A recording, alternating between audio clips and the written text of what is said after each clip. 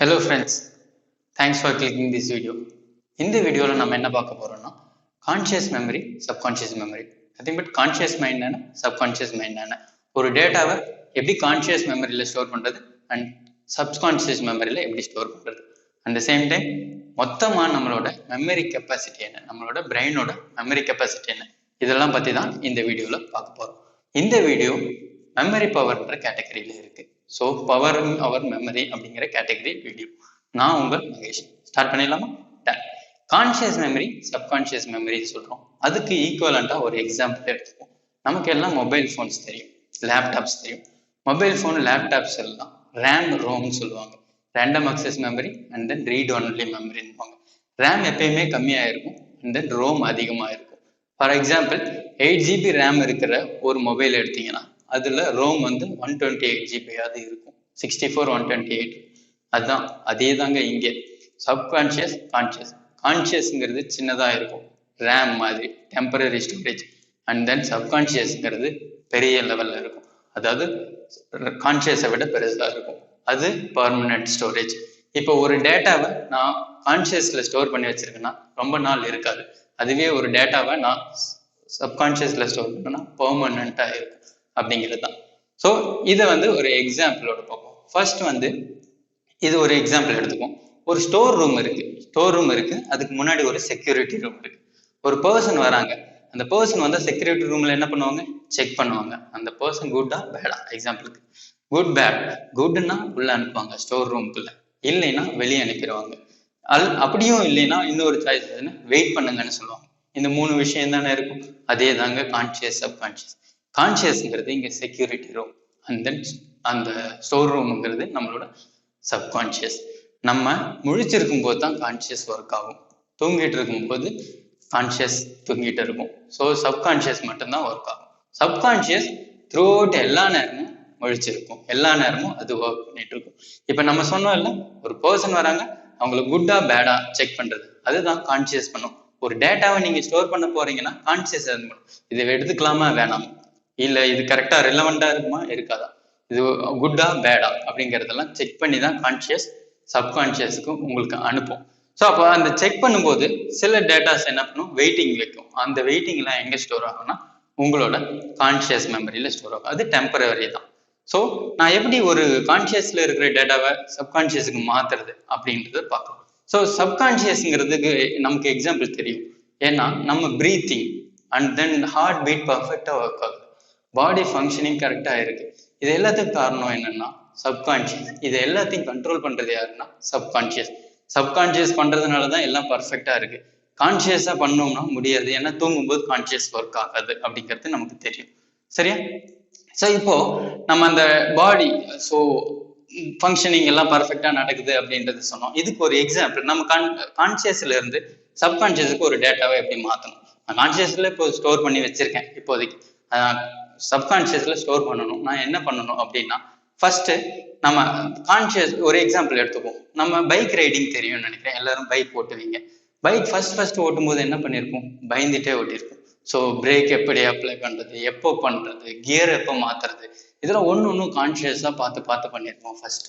2வது நாள் கொஞ்சம் சேஞ்ச் ஆயிருக்கும், 3வது நாள் இன்னும் கொஞ்சம் சேஞ்ச் ஆயிருக்கும். ஒரு 10-15 நாளுக்கு அப்புறம் என்ன பண்ணுவீங்க, ஆட்டோமேட்டிக்கா நீங்க கியர் அப்ளை பண்றதும் சரி, கியர் சேஞ்ச் பண்றதும் சரி, பிரேக் அப்ளை பண்றதும் சரி, என்ன பண்ணுவோம், நம்ம ஆட்டோமேட்டிக்கா பண்ண ஆரம்பிச்சிருவோம். எப்படி? காரணம் நம்ம கான்சியஸா பண்ணோம் இல்ல, கான்சியஸா ஸ்டோர் பண்ணியிருந்த இடத்துல இருந்து அப்படியே எடுத்துட்டு போய் நம்ம சப்கான்சியஸ்ல ஸ்டோர் பண்ணிடுவோம். சப்கான்சியஸ்ட நம்ம கண்ட்ரோல கொடுத்துருவோம். பைக் ரைடிங்லாம் ஒரு 10 to 15 டைம்ஸ்க்கு அப்புறம் நீங்க என்ன வேணும், சப்கான்சியஸ் டேக் ஓவர் பண்ணிடும். நீங்க கவலையப்பட தேவையில்ல, சப்கான்சியஸ் கண்ட்ரோல்ல இருக்கிற வரைக்கும் நீங்க எந்த ஒரு ப்ராப்ளமும் வராது உங்களோட ரைடிங்ல. கான்சியஸ்னஸ் அங்க வந்துச்சுன்னா மட்டும்தான் உங்களுக்கு ப்ராப்ளமும் இருக்கு. ஸோ சப்கான்சியஸ் என்ன பண்ணும், கரெக்டா பிரேக் அப்ளை பண்றது எப்போ பண்ணணும், கியர் எப்போ சேஞ்ச் பண்ணணும் அப்படின்றது. நம்ம கியர் சேஞ்ச் பண்றதெல்லாம் இப்போ நான் 3rd கியர்ல இருக்கு, 5th கியர்ல இருக்கு அப்படிங்கறத நம்ம செக் பண்ணிட்டே இருப்போம், இல்லை ஆட்டோமேட்டிக்கா சேஞ்ச் பண்றோம். காரணம் என்னன்னா சப்கான்சியஸ்ல ஸ்டோர் ஆயிருக்கு. சப்கான்சியஸ்ல ஒரு ஒர்க் பண்ணா அதோட சக்சஸ் ரேட் ரொம்ப அதிகமா இருக்கும் அப்படிங்கிறது நமக்கு தெரியும். எக்ஸாம்பிளுக்கு பாத்தீங்கன்னா, நம்ம படிக்கும்போது காலையில நேரமா எந்திரிச்சு படிக்க சொல்லியிருப்பாங்க. 4 மணிக்கு எந்திரிச்சு படி, 5 மணிக்கு எந்திரிச்சு படி. அப்ப படிச்சுன்னா கண்டிப்பா ஸ்டோர் ஆகிறது எல்லாமே ஈஸியா நம்ம எக்ஸாம்ல நல்லா ஸ்கோர் பண்ணலாம் அப்படின்னு சொல்லியிருப்பாங்க. அது உண்மையும் கூட. அப்படி நமக்கும் நடந்திருக்கும். காலையில எந்திரிச்சு படிச்சேன், நான் எக்ஸாம் நல்லா பண்ணிட்டேன். காலையில இனிமே எக்ஸாம்னா காலையில நேரமா எந்திரிச்சிடும், 4 மணிக்கு எந்திரிச்சு படிப்பேன் அப்படின்னு நீங்க படிச்சவங்களா இருப்பீங்க. காரணம் என்னன்னா, காலையில நான் எந்திரிக்கும் போது கான்சியஸ்னஸ் எம்டியா இருக்கும். காலையில எந்திரிக்கும் போது கான்சியஸ்னஸ் கொஞ்சம் லேசியாகவும் இருக்கும். சப்கான்சியஸ் எவ்ரி டைம் முழிச்சிருக்குன்னு சொன்னால, கான்சியஸ்னஸ் நம்ம தூங்கி எந்திரிக்கும் போது லேசியா இருக்கனால ஒரு டேட்டாவை கான்சியஸ்ல செக் பண்ணாது, அப்படியே டைரக்டா கண்ட்ரோல்ல சப்கான்சியஸ் கொடுத்துரும். கான்சியஸ் ஆனா முழிச்சிருக்கும். அப்ப என்னன்னா, ஸ்டோர் ஆகுறது நமக்கு தெரியும். நம்ம கண்ணு முன்னாடியே தான் சப்கான்சியஸ்ல ஸ்டோர் ஆகும். அதை எடுத்துட்டு வர்றது எக்ஸாம் எழுதும் போது ஈஸியா இருக்கும். அதனாலதான் ஏர்லி மார்னிங் ஸ்டடீஸ் வந்து ரொம்ப சக்சஸ்ஃபுல்னு நமக்கு தெரியும். சரியா? நம்ம ரொம்ப நேரமா படிச்சு டே டைம்ல படிக்கிறதுக்கும் காலையில ஒரு 2 மணி நேரம் படிக்கிறதும் சேம் சொல்றாங்க. ஒரே ரீசன் என்னன்னா, நம்மளோட கான்சியஸ்னஸ் கொஞ்சம் லேசியா இருக்கும். அந்த டைம்ல சப்கான்சியஸ் வந்து ஆக்டிவ்ல இருக்கும். டைரக்டா நீங்க என்னெல்லாம் படிக்கிறீங்களோ அது ஸ்டோர் ஆயிடும். அதை ரிட்ரைவ் பண்றது ஈஸியாகவும் இருக்கும். சரியா? அடுத்ததா நம்ம ப்ரீவியஸா வீடியோல பார்த்தோம், ஒரு இயர் டேட்டாவை ஸ்டோர் பண்ணும், அந்த டேட்டாவை ரிட்ரைவ் பண்ணும். இப்போ நீங்க அந்த டேட்டாலாம் உங்களோட மெமரியில எங்க ஸ்டோர் ஆயிருக்கும்னா கான்சியஸ் மெமரியில ஸ்டோர் ஆயிருக்கும். டெம்பரவரியா தான் ஸ்டோர் ஆயிருக்கும். அதை எப்படி நான் பெர்மனண்டா மாத்தணும்னா ரிப்பீட்டடா பண்ணணும் அப்படிங்கிறத அந்த வீடியோலயே சொல்லியிருப்போம். ஒரு 7 days 21 days மேக்ஸிமம் சொல்லுவாங்க. அந்த திங் 21 days நீங்க பண்ணும்போது என்ன ஆகும்னா, அது கான்சியஸ்ல இருந்து டிரான்ஸ்ஃபர் ஆகி சப்கான்சியஸுக்கு போயிடும். சப்கான்சியஸ்ல இருந்து கண்ட்ரோல் எடுக்கணும்னா, இப்போ ஒருத்தர் வந்து ஒரு டேட் கேட்குறாங்க உங்களை அப்படின்ற பட்சத்துல டேட் டக்குன்னு சொல்லிடுவீங்க. ஏன்னா அந்த வீடியோல நம்ம அதை தான் பார்த்தோம். சரியா? டக்குன்னு இன் செகண்ட்ஸ்ல சொல்லிடுவீங்க. இதுதான் கான்சியஸ் அண்ட் சப்கான்சியஸ் பத்தி நம்ம தெரிஞ்சுக்கிறது. அந்த சேம் டைம் 7 வரைக்கும் நமக்கு ஹியூமன் பீயிங்ஸ்க்கு 7 வரைக்குமே நம்மளோட கான்சியஸ் ஒர்க் ஆகவே ஆகாதாங்க. அரியா பையன் சொல்லுவாங்க தெரியுமா? அந்த வயசு 7 வரைக்கும் நம்மளோட கான்சியஸ்னஸ் ஒர்க் ஆகுது. அதாவது குட் பேடுங்கிறது செக் பண்ணாது. ஸோ டைரக்டா என்னெல்லாம் வருதோ அதெல்லாம் சப்கான்சியஸ் ஸ்டோர் ஆயிடும். நீங்க உங்களோட நல்லது கெட்டது எல்லாம் குழந்தைங்களுக்கு சொல்லி தரணும்னா 7 வயசு வரைக்கும் சொல்லி தந்தீங்கன்னா அது அத்தனையும் அவங்களோட மெமரியில இருக்கும். அது அவங்களுக்கு லைஃப் ஃபுல்லாவே இருக்கும் அப்படிங்கிறது தான் உண்மை. இதுதான் நம்மளோட கான்சியஸ் சப்கான்சியஸ் பத்தின விஷயம். அடுத்ததான் நம்மளோட டோட்டல் கெப்பாசிட்டி என்ன? நம்ம மெமரின்னு சொல்றோம். அது எவ்வளவு கெப்பாசிட்டி இருக்கும், எவ்வளவுதான் நான் ஸ்டோர் பண்ண முடியும் அப்படின்னா 3 மில்லியன் ஹவர்ஸ் ஆஃப் வீடியோஸ் நம்ம ஸ்டோர் பண்ணலாமாங்க. 3 மில்லியன் ஹவர்ஸ்னா என்ன? 30 lakh hours, 30 லட்சம் ஹவர்ஸ் ஆஃப் வீடியோ. ஒரு வீடியோ பிளே பண்றது 30 லட்சம் ஹவர்ஸ் பிளே பண்ணணும்னா எவ்வளவு வருஷம் தேவைப்படும்? அப்ராக்சிமேட்டா ஒரு 300 இயர்ஸ் தேவைப்படும்ல.